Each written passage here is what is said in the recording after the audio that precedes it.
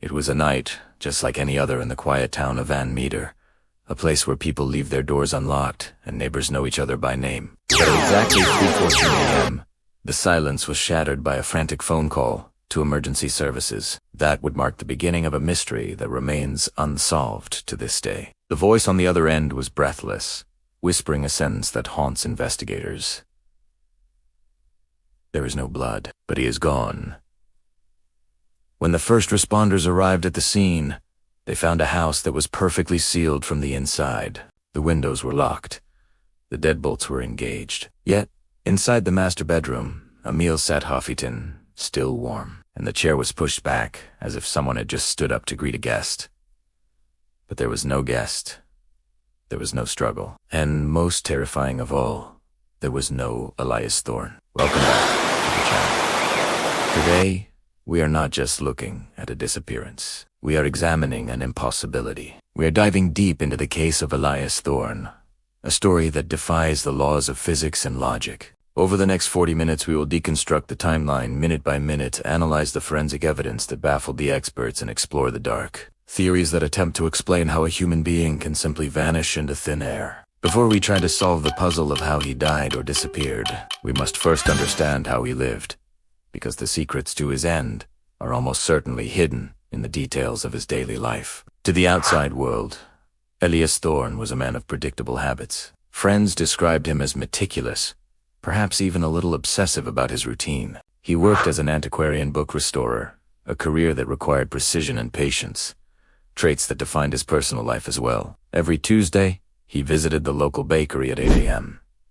Every Friday, he called his sister. He was not a man with secret enemies or a high-risk lifestyle. He was the kind of person who kept receipts for a pack of gum and organized his bookshelf alphabetically. This normalcy is exactly what makes the chaos of October 12th so disturbing. It suggests that if this could happen to him, a man who controlled every aspect of his existence, it could happen to anyone. Let's turn the clock back to the morning of October 12th.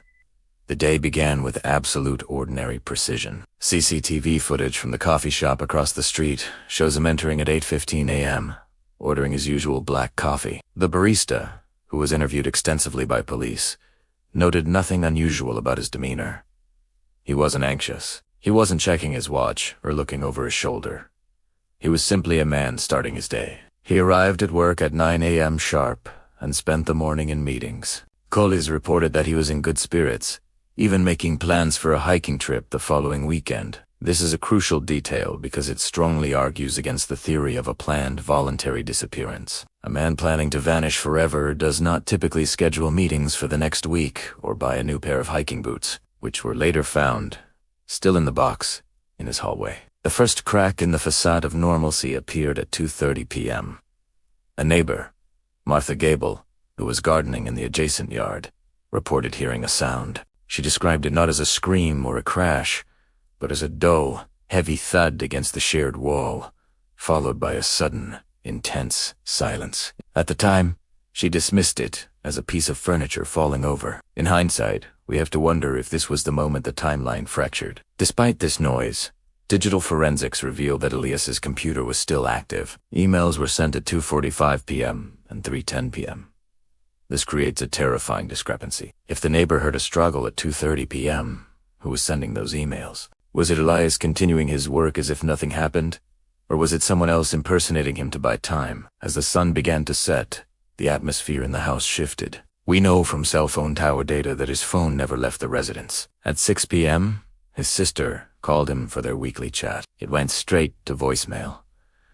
This was the first red flag. Elias never missed a call from his family. By 8 p.m., concern turned to panic. When his sister drove to the house to check on him, she found the car in the driveway and the porch light on. It was a tableau of a quiet evening at home.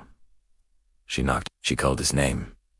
She tried the door, but it was locked. Peering through the living room window, she saw the television playing to an empty room. That was when she made the decision to call the police, a decision that would open the files on one of the most confusing investigations in the state's history. When Detective Kato Tanaka arrived, he treated the scene as a welfare check, not a crime scene. This initial assumption would later be criticized as a critical error that led to the contamination of potential evidence. Upon forcing entry, police swept the house, room by room. The kitchen was pristine, save for the meal on the table. The bedroom was tidy. The bed made. There were no signs of forced entry at any door or window. The back door was deadbolted, with the keys still in the lock on the inside. This is the detail that keeps investigators awake at night. If someone took Elias, how did they leave the house and lock the deadbolt from the inside? And if Elias left on his own, why did he leave his wallet, keys, and phone on the kitchen counter? The forensic team arrived hours later and began the process of dusting for fingerprints and searching for biological trace evidence. They found prints belonging to Elias, obviously, and a few latent prints belonging to his sister and a cleaning lady who had visited 2 days prior. But then, they found something that didn't fit. On the handle of the basement door, they recovered a partial print that did not match anyone in the system. It was small, smeared, and arguably old, but its placement was significant. The basement was a storage area Elias rarely used. Inside the basement, underneath a layer of dust, they found a distinct lack of dust in one specific corner, a rectangular shape suggesting that a large object, perhaps a trunk or a case, had been recently moved.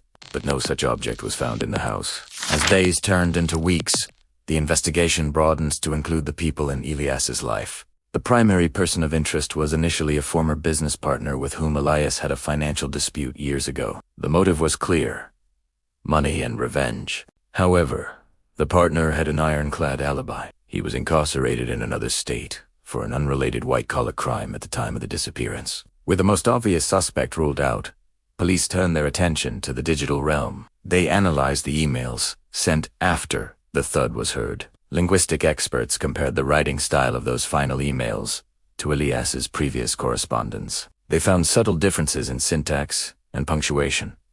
Elias always used the Oxford comma. The final emails did not. This suggested a chilling possibility. The killer was in the house, typing on the computer, pretending to be the victim while the victim was likely already incapacitated or dead just a few feet away.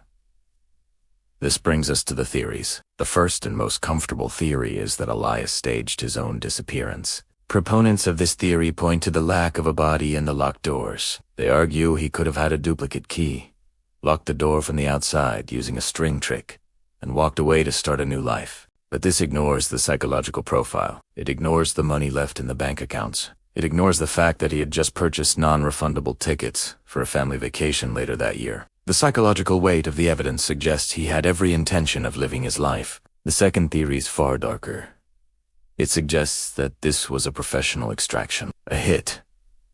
If a professional wanted to remove someone without a trace, they would know how to pick a lock, how to stage a scene, and how to avoid cameras. But why Elias? He was an accountant, not a spy. Unless he had stumbled upon something he wasn't supposed to see. Investigators did find a series of encrypted files on his hard drive. Files that were seemingly corrupted beyond repair. Was he hiding evidence of fraud? Did he become a liability to a powerful client? This theory fills in the gaps regarding motive, but it struggles to explain the locked room aspect. Unless the killer had a master key or compromised the locks beforehand. There is a third possibility. One that the police are hesitant to discuss publicly but is whispered about in the local community. It involves the layout of the house itself. The house was built in the 1920s, a time when prohibition led to the construction of hidden compartments and tunnels in many homes in the area. While blueprints showed no such spaces, thermal imaging taken during a later search revealed a slight anomaly behind the pantry wall, a space just large enough for a person. By the time this was investigated, months had passed. The space was empty. But it raises the question, was someone living in the walls of Elias's house, watching him, waiting for the perfect moment? Or was that where his body was temporarily hidden before being moved? As we approach the end of this analysis, we are left with more questions than answers. The case of Elias Thorne is a puzzle with missing pieces. We have a timeline that doesn't add up, a crime scene that defies physics, and a victim who vanished without a sound. The file remains open, collecting dust on a detective's desk. But the family has never stopped searching. They believe that someone, somewhere, knows something. Perhaps a neighbor saw a car they didn't mention. Perhaps a friend holds a secret they are afraid to share. In cases like this, the truth is often stranger than fiction. It is rarely a complex conspiracy involving international assassins. Usually, it is something much more human and tragic. A crime of passion, a burglary gone wrong, a momentary lapse of reason. The locked door, the silence, the missing timeys are likely distractions from a simple, brutal truth that we have yet to uncover. Until new evidence comes to light, Elias Thorne remains a ghost, and the machine of the justice system a reminder that safety is an illusion, and that sometimes the monsters are not under the bed but standing right beside us. Thank you for watching. If you have any information regarding this case, please contact the authorities. Stay safe, stay observant, and I will see you in the next video.